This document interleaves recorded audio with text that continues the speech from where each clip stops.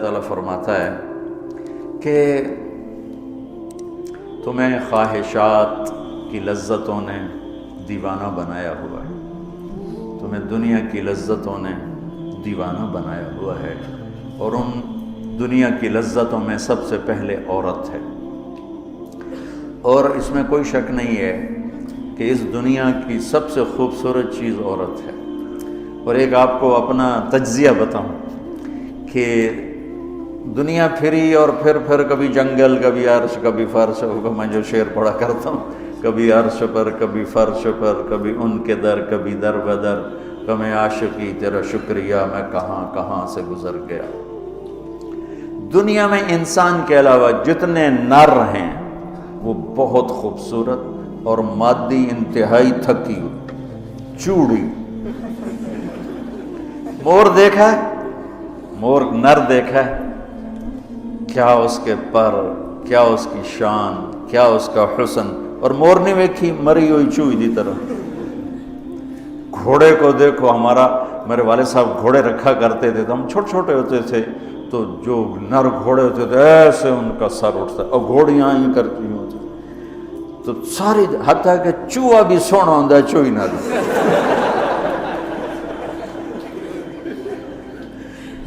نر کبوتر دیکھو، مادہ کبوتر دیکھو، نر شیر دیکھو، شیر نہیں دیکھو، کھوتا بھی سونا ہے، کھوتی نہ دیکھو۔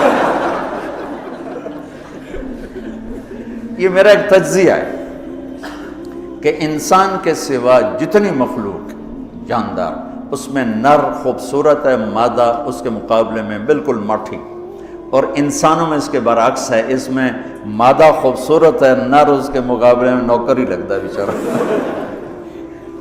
اللہ نے عورت کو حسین بنایا، مرد سے زیادہ حسین اللہ نے عورت کو بنایا، اور جنت کی بھی سب سے بڑی نعمت اللہ کی رضا اور نبیوں کا پڑوس اور اللہ کا دیدار، جو ایک روحانی نعمتیں ہیں۔ اس کے بعد جو جنت کی سب سے بڑی نعمت ہے وہ جنت کی نیک عورت ہے، جنت کی حور ہے۔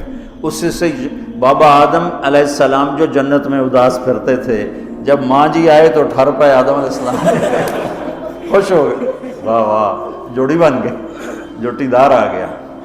اور یہ بات تو آپ سب کو معلوم ہے کہ اللہ نے یوسف علیہ السلام کو سب سے حسین بنایا، لیکن یہ بات کم معلوم ہے کہ عورتوں میں سب سے حسین اللہ نے حوا کو بنایا، جیسے حوا۔ آج تک کوئی عورت ایسی خوبصورت نہیں پیدا کی گئی جیسے اللہ تعالیٰ نے حضرت حوا کو پیدا کی۔ تو انسانی لذتوں میں سب سے بڑی لذت، سب سے بڑی خواہش وہ اللہ نے عورت، نیک عورت دنیا کی سب سے بڑی نعمت ہے۔ الدنیا کلھا متاع وخیر متاعها المرأة الصالحہ، دنیا چند روزہ ساز و سامان ہے، اور اس میں سب سے اعلیٰ درجے کا ساز و سامان نیک عورت ہے، نیک عورت ہے، جس سے زندگی کی رونق ہے، جس سے زندگی میں حسن ہے، جس سے زندگی میں جمال ہے۔ عربوں میں دستور تھا مار پٹائی کا، تو جب مدینہ میں ایک ریاست قائم ہو گئی تو عورتوں نے آ کے شکایت کی ہمارے خامد ہمیں مارتے ہیں، تو آپ نے منبر پر کھڑے ہو کر غضبناک انداز میں کہا، جو عورتوں پہ ہاتھ اٹھاتے ہیں ان میں کوئی انسانیت نہیں ہے۔ اس قدر شدید ڈانٹ پلائی، جو عورت پہ ہاتھ اٹھاتا ہے اس میں کوئی انسانیت نہیں، لا خیر فیہا، کوئی انسانیت نہیں ہے۔ اور آپ نے فرمایا کہ خیرکم خیرکم لأہلہ، سب سے اعلیٰ درجے کا مسلمان وہ ہے جو بیوی کے ساتھ اچھا سلوک کرتا ہو۔ پھر فرمایا اور میں اپنی بیوی کے ساتھ تم سب میں سب سے زیادہ اچھا سلوک کرتا ہوں۔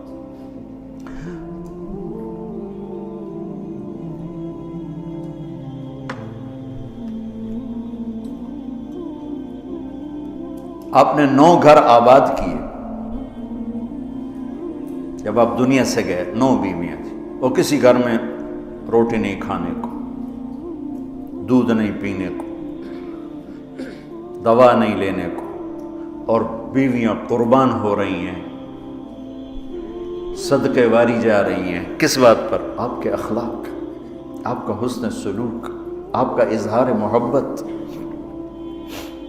آپ کی رواداری، آپ کا انصاف، آپ کی دلداری۔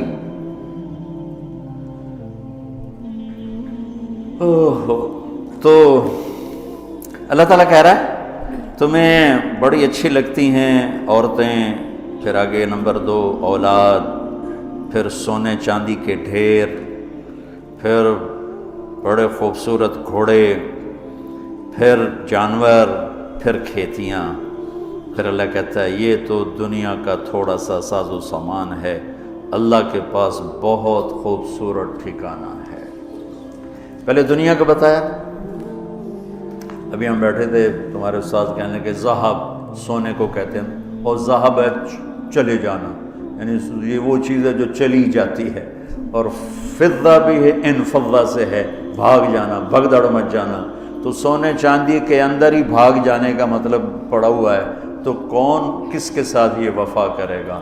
لیکن انسان کی کمزوری اللہ نے بتائی کہ تمہیں عشق ہے، تمہیں تمہاری خواہش ہے میری بیوی ایسی ہو، میرے بچے ایسے ہوں، میرے پاس سونے چاندی کے ڈھیر ہوں، اور میرے پاس سواریاں ہوں، گھوڑے ہوں، میرے پاس لینڈ کروزر ہو، میرے پاس مرسڈیز ہو، میرے بڑے کھیت ہوں، بڑا زمیندارہ ہو، بڑا میرا ڈیرا ہو۔ یہ سارے تمہارے اندر کے خیالات ہیں جو اندر جنم لیتے رہتے ہیں، لیکن لو بھی لوگے تو کب تک لوگے؟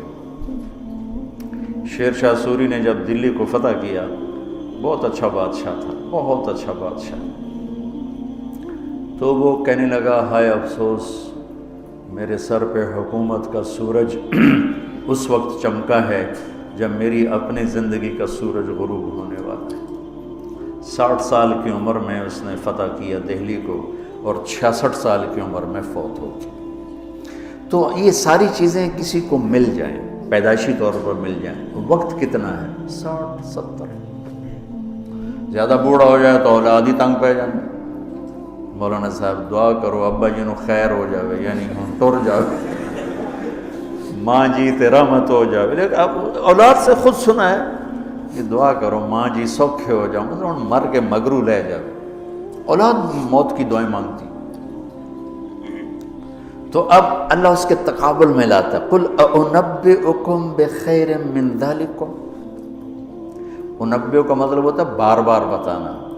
لگا کہ جو تمہیں نظر آ رہا ہے اس سے تو تم اثر لے رہے ہو، میں تمہیں بار بار بتاؤں گا، پوری جنت کو قرآن میں پھیرا دوں گا، کبھی یہاں کبھی وہاں، کبھی یوں کبھی یوں، کبھی نہر، کبھی باغ، کبھی حور، کبھی سونا، کبھی چاندی، کبھی لباس، کبھی کھانے، کبھی اپنی رضا، کبھی زندگی کا ابدی سرمدی ہونا۔ انبئ، بار بار تمہیں میں جنت بتاؤں گا۔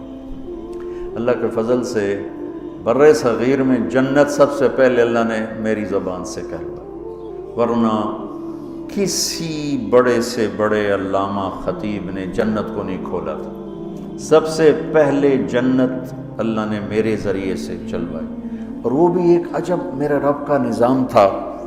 ہم نے بھی پڑھی تو نہیں تھی، نہیں ہمیں پڑھائی گئی تھی۔ جنت کے ابواب چلوائی، تیز گام چل رہی تھی، نہ پڑھنے والے کو پتہ نہ پڑھانے والے کو پتہ۔ تو میں سال لگا رہا تھا، 80 81 میں نے سال لگایا جماعت میں۔ تو فروری کا مہینہ تھا اور ہماری گجراں والے تشکیل تھی، اور کویت کا ایک عرب میرے ساتھ تھا، اکرم اس کا نام تھا، اصل کہیں وہ ترکی تھا لیکن نسلوں سے آباد تھا۔ تو مجھ سے ایک دن کہنے لگا تو نے حادی الارواح الی بلاد الافراح یہ پڑھی ہے؟ یقین مانو، میں نے کہا یہ کیا ہوتا ہے؟ وہ نام عجیب ہے نا، حادی الارواح الی بلاد الافراح۔ حادی وہ حدی سے ہے، یحدو سے، وہ جو اونٹ کے لیے حدی ہوتی تھی نا، اونٹ کے لیے نغمہ ہوتا تھا، اونٹ تیز ہوتا تھا، تو روحوں کا وہ نغمہ جو انہیں خوشیوں کے شہر کی طرف لے جائے۔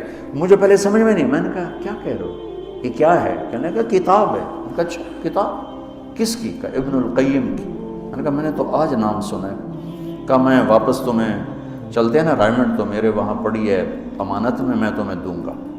تو ہماری 10 دن کی تشکیل تھی، ہم واپس آئے تو اس نے مجھے وہ کتاب پکڑائی، میں نے اس کو پڑھنا شروع کیا۔ سب سے پہلے میرے رونگٹے کھڑے ہوئے کہ یا اللہ، اتنا بڑا تیرا مہمان خانہ، اور ہمیں سوائے لفظ جنت کے علاوہ معلوم ہی نہیں کہ وہ کیا دولت ہے، کیا خزانہ۔ تو کس طرح ہم دنیا سے بے رغبت ہوں، کیسے غلط عورتوں کے پھندوں سے بچیں گے، کیسے دنیا کی چمک دمک سے ہم بچیں گے جب تک ہمارے سامنے جنت کی رونق نہ ہو۔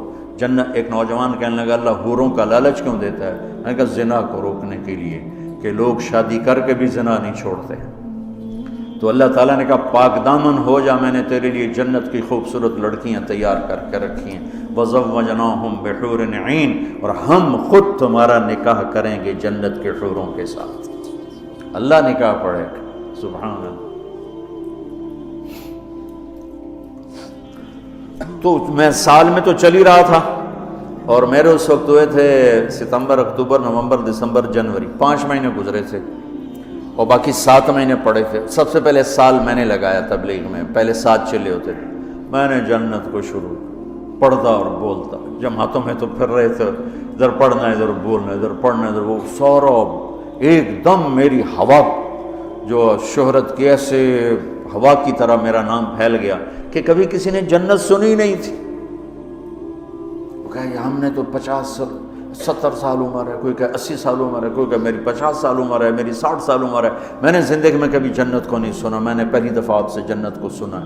تو وہ جو میں پہلے مشہور ہوا لوگوں میں، وہ جنت کی وجہ سے، کہ جنت کو میں نے بیان کرنا شروع کیا۔ سارا 1000 آیات ہیں جنت اور جہنم پر، اور کوئی بیان ہی نہیں کرتا۔ کون ہم مرنا چاہتا ہے؟ کون غربت چاہتا ہے؟ کون بیماریاں چاہتا ہے؟ کون دکھ چاہتا ہے؟ ہر ایک چاہتا ہے کہ ایک آئیڈیل لائف ہو، آئیڈیل گھر ہو، ایک خوبصورت زندگی ہو۔ تو اللہ نے کہا میں نے چھپا کے رکھی ہے، اب تھوڑے دن میری مان لو، پھر تم آ جاؤ، پھر دیکھو میں تمہیں کیسے دیتا ہوں۔ تو قل انبئکم بخیر من ذلکم، میں تمہیں یہ یہاں کی عورت، یہاں کی اولاد، یہاں کا سونا چاندی، یہاں کے گھوڑے، یہاں کی سواریاں، یہاں کی لینڈ کروزریں، یہاں کے جانور، یہاں کی زمینیں جائیدادیں تو تم دیکھ رہے ہو، تمہیں ایک اور جہان بتاؤں؟ ایک اور جہان بتاؤں؟ یا اللہ کون سا ہے؟ قل الذین اتقوا، وہ سب کے لیے نہیں ہے، وہ ان کے لیے ہے جو میرے یار بنیں گے، جو مجھ سے دوستی لگائیں گے، سب کے لیے نہیں ہے۔ یہ وہ ہیں جو میرے یار بنیں گے، للذین اتقوا۔ یہ ہمارے دیہاتی کہتے ہیں اللہ آپ پہ بشکش، اور یہ زیادہ پڑھے لکھے لوگ کہتے ہیں یہ ایم ہی ہمیں ڈرائی رکھتے ہیں، کچھ بھی نہیں ہے۔ تو ایسی بات نہیں ہے۔ اللہ تعالیٰ نے حسین اور یزید میں فرق کرنا ہے۔ رات کو شراب پینے والا اور رات کو نماز پڑھنے والا برابر ہو جائے گا۔ میرے نبی کے نواسے نے جان کیوں دے دی، نسل کیوں ذبح کروا دی؟ اگر یہی فیصلہ ہونا ہے کہ رات کو ناچنے والی، رات کو رونے والی برابر ہو جائیں، رات کو پوڑی بیچنے والا، شراب بیچنے والا، اور صبح سے شام تک حلال کمانے والا، تھک کے گھر جانے والا، اللہ ان کو برابر کر دے گا۔ سچ بولنے والا، جھوٹ بولنے والا برابر ہو جائیں گے، نماز پڑھنے والا، نہ پڑھنے والا برابر ہو جائیں گے، سود کھانے والا، حلال کھانے والا برابر ہو جائیں گے۔ تو پھر کربلاؤں کا مقصد کیا ہے؟ پھر تو ساری کربلاؤں کی تاریخ ختم ہو جاتی، ختم ہو جاتی، انسانیت نام کی کوئی شے نہیں رہ جاتی۔ تو میرے رب نے وَامْتَازُوا الْيَوْمَ أَيُّهَا الْمُجْرِمُونَ کا اعلان کیا ہے۔ ام نجعل الْمُتَّقِينَ كَالْفُجَّارِ أَفَنَجْعَلُ الْمُسْلِمِينَ كَالْمُجْرِمِينَ مَا لَكُمْ كَيْفَ تَحْكُمُونَ۔ تو قرآن بتا رہا ہوں، سورہ کیا نون القلم، کہ تمہارا دماغ خراب ہو گیا ہے کہ میں فرما بردار اور نافرمان کو ایک جیسا ڈیل کروں گا؟ تمہارا دماغ خراب ہو گیا۔ ایک آدمی رات کو زنا کر رہا ہے، ایک مصلی پہ بیٹھا رو رہا ہے، ان دونوں کو اللہ برابر کر دے گا؟ تو للذین اتقوا، ہم نے ایک بڑا اسپیشل پروگرام، پیکج، لیکن ہے تقوی والوں کے لیے۔ اچھا، تقوی والا بننا کوئی مشکل کام؟ یہ کوئی ایسی آسمانی چیز ہے، آفاقی چیز ہے؟ قرآن کا پہلا صفحہ دیکھو، کتنا آسان کام ہے تقوی والا بننا۔ ہدی للمتقین، یہ ہدایت ہے تقوی والوں کے لیے۔ کون ہوتے ہیں؟ الذین یؤمنون بالغیب، جو غیب پہ ایمان لاتے ہیں۔ تو ہم سب غیب پہ ایمان لائے ہوئے ہیں نا۔ وَيُقِيمُونَ الصَّلَاةَ، اور نماز پڑھتے ہیں۔ تو ہم نماز پڑھتے ہیں نا۔ وَمِمَّا رَزَقْنَاهُمْ يُنْفِقُونَ، جو ہم نے دیا ہے اس میں سے خرچ کرتے ہیں۔ تو کوئی خرچ کرتے تو ہوگے نا، مولوی ہوتا تو بخیل ہے تو چلو کوئی تھوڑا بہت تو خرچ کرتے ہوگے نا۔ والذین یؤمنون بما انزل الیک، جو قرآن پہ ایمان لائے، وما انزل من قبلک، جو تورات زبور انجیل پہ ایمان لائے۔ بتاؤ اس میں سے کون سی مشکل ہے؟ ایمان لانے میں پھر ساری شرطیں آ جائیں گی نا۔ یہ کہا جا سکتا ہے یہ کیسا تقوی ہے، روزے کا ذکر ہی نہیں، زکوٰۃ کا ذکر ہی نہیں، حج کا ذکر ہی نہیں۔ تو والذین یؤمنون بما انزل الیک، جو قرآن پہ ایمان لائے تو زکوٰۃ بھی دینی پڑے گی، حج بھی کرنا پڑے گا، سچ بھی بولنا پڑے گا، جھوٹ بھی چھوڑنا ہوگا، حرام بھی چھوڑنا ہوگا، وہ تو سارا اس میں آ گیا۔ تو للذین اتقوا، تقوی والا کوئی آفاقی ہو تسی تو جو بڑے تقوی والے ہو، ارے بھائی ہر مسلمان بڑی آسانی سے تقوی والا بن سکتا ہے، چند تو چیزیں ہیں، کر لو تو تقوی آ جائے گا۔ چلو ٹائم ختم ہو گیا، پھر جنت کل بتائیں گے۔ اللہم لک الحمد کما انت اہلہ، فصلی علی محمد کما انت اہلہ، وفعل بنا ما انت اہلہ، انک اہل التقوی و اہل المغفرہ۔ میرے مولا یہ تیرا گھر جو تو نے بنایا ہے، سجایا ہے، ہمارے بھی نصیب فرما دے۔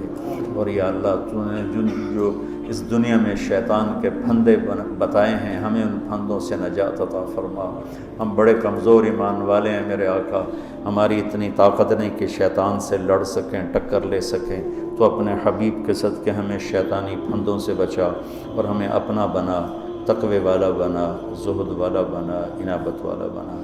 ان سارے بچوں کو ہمارے لیے زاد راہ بنا، سرمایہ آخرت بنا، اور انہیں ہادی و مہدی بنا، اور ہمارے سارے اداروں کو قبول فرما، ہماری ضرورتوں کو اپنے غیب سے پورا فرما۔ اور جتنے لوگوں نے، بندوں نے، بندیوں نے، مردوں نے، عورتوں نے ہمارے ساتھ ہاتھ اٹھائے ہوئے ہیں، ان سب کی جھولیوں کو بھر دے میرے مولا۔ سب کے دکھڑے ہیں، سب کے شکوے ہیں، سب کے پریشانیاں ہیں، اپنے فضل و کرم سے ان مبارک راتوں کی طفیل سب کی جھولیوں کو بھر دے میرے آقا۔ سب کو خوشیاں دے دے، غم ان کے سمیٹ لے، خوشیاں ان کے گھروں میں بھر دے، ڈال دے۔ یا اللہ جس کے جو مسائل ہیں، کوئی معاشی مسائل ہیں، کوئی بیوی کو مسائل ہیں، کوئی خامد کے مسائل ہیں، کوئی اولاد کے ہیں، کوئی اپنے رشتوں ناتوں کے ہیں، کوئی کاروباری ہیں، سارے مسائل حل فرما دے۔ اور ہمیں یا اللہ آسانی والی، عافیت والی زندگی دے، اور آسانی والی واپسی مقدر فرما، ایمان کے ساتھ، اپنی رضا کے ساتھ، برحمت۔